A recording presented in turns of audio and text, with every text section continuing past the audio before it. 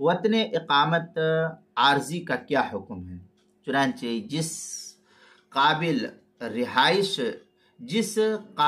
रिहाइश जगह कोई 15 रातें ठहरने की नियत करे, 15 रातें ठहरने की नियत करे, जबकि वो जगह उसके लिए वतन असली के दर्जे में ना हो, तो उसको वतन इकामत कहा जाता है। आर्जी क़याम, मसलन लोग घूमने फिरने जाते हैं, टूरिस्ट पर जाते हैं या किसी जगह गए, अब वो उसका वतन नहीं है। मसलन कोई आदमी बिहार का रहने वाला दिल्ली गया, अब उसका वतन नहीं है, काम से गया है, अब उसको महीना भर भी लग जाता है, 15 दिन भी लग जाता है।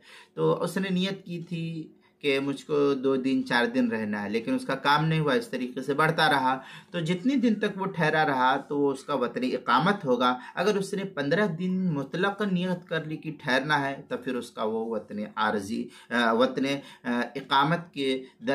इकामत अब नहीं रहेगा। उसने चूँकि नियत कर ली है 15 दिन ठहरने की, तो 15 दिन की वजह से जो है फ़ुक़हा कहते हैं कि उसके ऊपर वो इत्माम करेगा, कसर नहीं करेगा।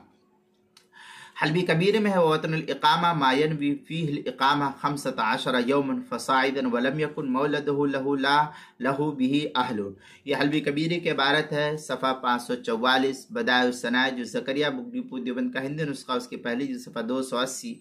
अल बहरुर राइक जो ज़करिया बुगडीपू देवबंद का हिंदी नुस्खा, उसकी दूसरी जिल्द सफ़ा 239। मजमुउल अनहुर पहली जिल्द सफ़ा 243। फतवा तारखानिया जो ज़करिया बुगडीपू देवबंद का हिंदी नुस्खा है, उसकी पहली जिल्द दूसरी जिल्द सफ़ा 510 मसला नंबर 3144। किताबुल मसाइल पहली जिल्द सफ़ा 558 पर भी इसको नकल किया गया है।